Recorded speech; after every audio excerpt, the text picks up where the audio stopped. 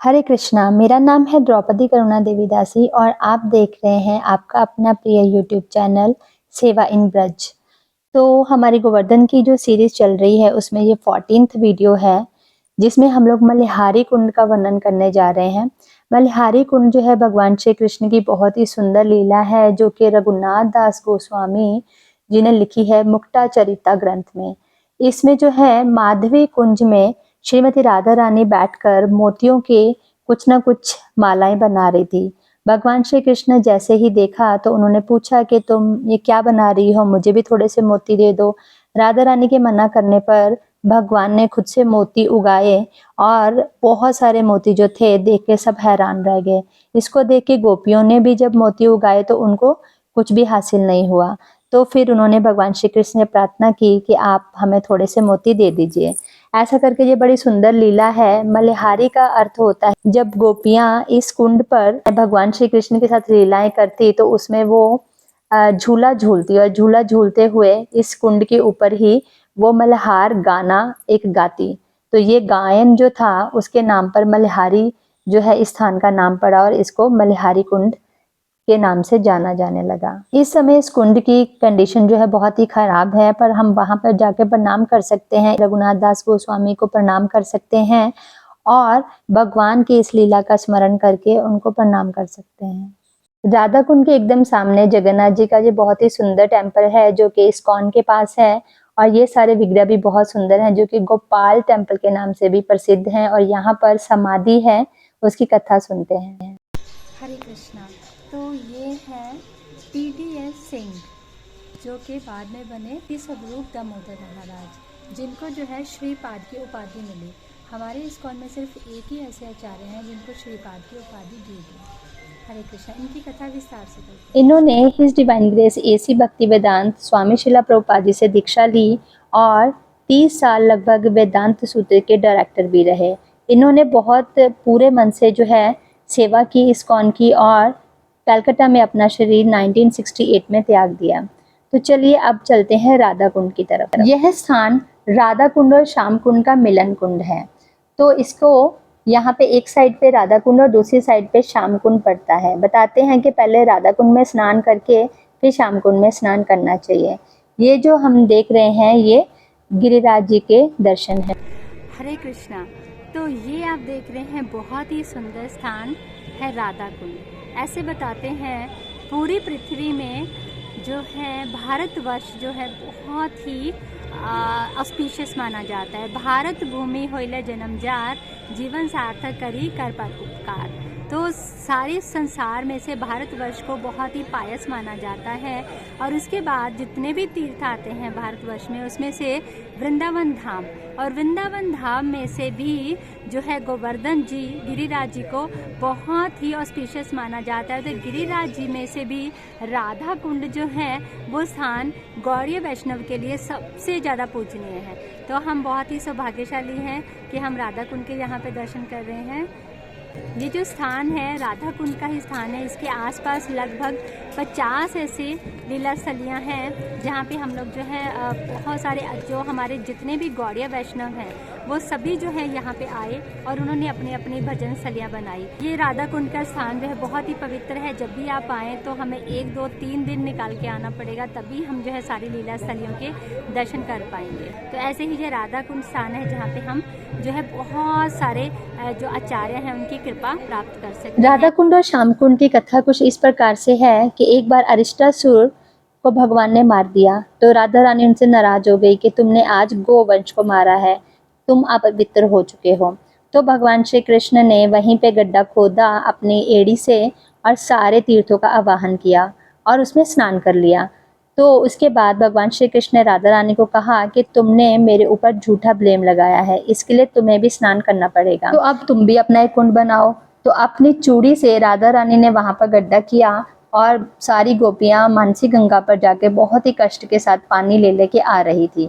भगवान श्री कृष्ण को उनके ऊपर बहुत दया आई, तो उन्होंने सभी तीर्थों को आवाहन किया और रिक्वेस्ट किया कि वो राधा रानी की सहायता करें।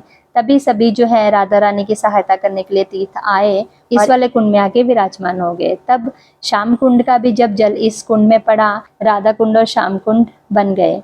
तो बताते हैं कि उसके बाद सभी गोपियों और भगवान श्री कृष्ण ने जल विहार किया और तब से ये स्थान जो है बहुत ही ज़्यादा महत्वपूर्ण माना जाता है। जैसे भगवान श्री कृष्ण को राधा रानी अति प्रिय है, वैसे ही उनका कुंड भी उनको अति प्रिय है।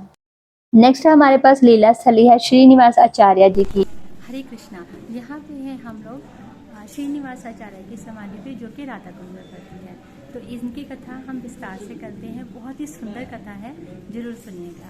हरे कृष्ण। श्रीनिवास आचार्य भगवान श्री कृष्ण के अनन्य भक्तों में से एक हैं। बहुत ही सेवा उन्होंने की है, उनका बहुत ही अद्भुत जन्म है। उनके पिता जब भगवान चैतन्य महाप्रभु को मिलने गए तो उस समय उनकी संन्यास लीला चल रही थी। ये देखकर कि बार बार जो है अभी उनके सिर के सारे बाल मुंडन कर देगा, वो जोर जोर से चैतन्य चैतन्य बोलते रहे। सब भक्तों ने जब देखा कि ये तो चैतन्य चैतन्य का ही उच्चारण करता रहता है, तो उन्होंने उसका नामकरण जो है चैतन्य दास के रूप में कर दिया। उसके बाद उनका विवाह हुआ और उनकी पत्नी जो थी, उन्होंने बोला कि मुझे स्वप्न में भगवान ने दर्शन दिए हैं और कहा है कि तुम्हें एक पुत्र जो है उसकी प्राप्ति होनी चाहिए। तो उन्होंने बोला कि नहीं, ये तुम अपने मन से कर रही हो, चलो चलते हैं चैतन्य महाप्रभु से मिल आते हैं, तो देखते हैं वो क्या कहते हैं। तो यह सुनकर वो दोनों पति पत्नी जो है भगवान चैतन्य महाप्रभु के दर्शन करने चले गए।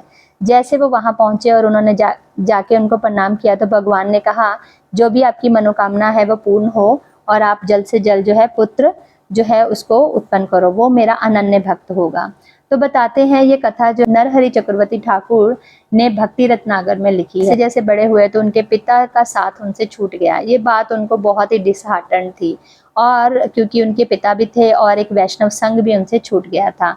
उसके बाद जैसे ही उनको पता चला कि चैतन्य महाप्रभु भी शरीर त्यागने वाले हैं, तो वो जल्द से जल्द चैतन्य महाप्रभु को मिलने के लिए पहुंचे। लेकिन उनकी भेंट होने से पहले ही महाप्रभु अपनी लीला समाप्त कर जा चुके थे। यह देखकर उनका दिल बहुत ही टूट गया और वो बहुत उदास हुए। लेकिन सब भक्तों ने उनको बहुत ही आलिंगन किया, प्रेम किया, क्योंकि सब जानते थे कि ये चैतन्य महाप्रभु के कृपा पात्र शिष्य हैं। क्योंकि चैतन्य महाप्रभु जो हैं उन्होंने ही उनको छठ गोस्वामियों को शास्त्र लिखने का आदेश दिया था, और इनको जो है शास्त्रों को डिस्ट्रीब्यूट करने का, वो भगवान की कृपा जो है सब तक पहुंचाने का कृपा दी थी। तो बताते हैं कि ये जीव गोस्वामी जी के शिष्य हैं और बहुत ही ज़्यादा इन्होंने प्रचार किया और भगवान की कृपा इस धरती पर रहते हुए प्राप्त की। श्रीनिवास आचार्य की समाधि के पास ही श्रीपाद श्यामानंदा जी की भी समाधि है। उनकी भी बहुत ही रोचक कथाएं हैं, लीलाएं हैं। कभी फिर किसी वीडियो में करेंगे, अदरवाइज ये वीडियो बहुत लंबा हो जाएगा। इसके बाद राधा कुंड में ही हम लोग जहानवा माता के दर्शन करते हैं, उस स्थान के ऊपर जहाँ पे जहानवा माता जो है इस घाट के ऊपर स्नान करती थी। तो जहानवा माता जी जो है वो नित्यानंद प्रभु की पत्नी है, जिन्होंने बहुत ही ज़्यादा प्रचार किया। और ये हमारे गौड़ीय वैष्णव में एक लेडी जो है, वैष्णवी जो है, जिन्होंने प्रचार भी किया और वो जो गुरु भी बनी।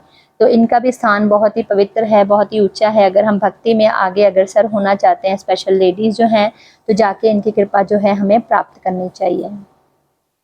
इसके साथ ही हम दर्शन करते हैं श्री श्री राधा दामोदर टेम्पल के, और उसके बाद जीव गोस्वामी भजन कुटीर। जीव गोस्वामी छठ गोस्वामियों में से एक हैं और श्री रूप और सनातन गोस्वामी के भतीजे हैं। कृष्णा, आज हम लोग आए हैं ललिता कुंड के ऑपोजिट साइड पे जीव गोस्वामी की भजन कुटीर है, तो आप इनके दर्शन कर सकते हैं। इसके बाद हम लोग दर्शन कर रहे हैं आचार्य परम पूज्य श्री नंदिनी माता के, जो कि जहानवा माता जी की पर्सनल सेवा करती थी और बहुत ही कृपा प्राप्त करके उन्होंने भी भक्ति का बहुत ही उच्चतम जो स्थान था वो प्राप्त किया। Thank you so much. Video जरूर देखिएगा, आगे भी प्लीज़ जरूर शेयर कीजिएगा। बहुत एनर्जी लगती है सब कुछ ढूंढने में, सब कुछ देखने में, और लीला स्थलियों को जा के ढूंढने में बहुत समय भी लग जाता है और बहुत मेहनत लगती है। लेकिन आप लोगों की कृपा से ये बहुत ही ब्लिसफुल है, बहुत ही आनंद आता है। आप लोगों ने मुझे सेवा में लगाया है, आपकी कृपा और होगी अगर आप इसको ज़्यादा से ज़्यादा शेयर करें, जिससे मुझे और ज़्यादा एनकरेजमेंट मिलेगा, एंथुजियाज़म मिलेगा और लीला स्थलियों को ढूंढने में और आप तक पहुंचाने में, और खुद भी उनके दर्शन करके अपना जीवन सार्थक करने में। Thank you so much. Hare Krishna.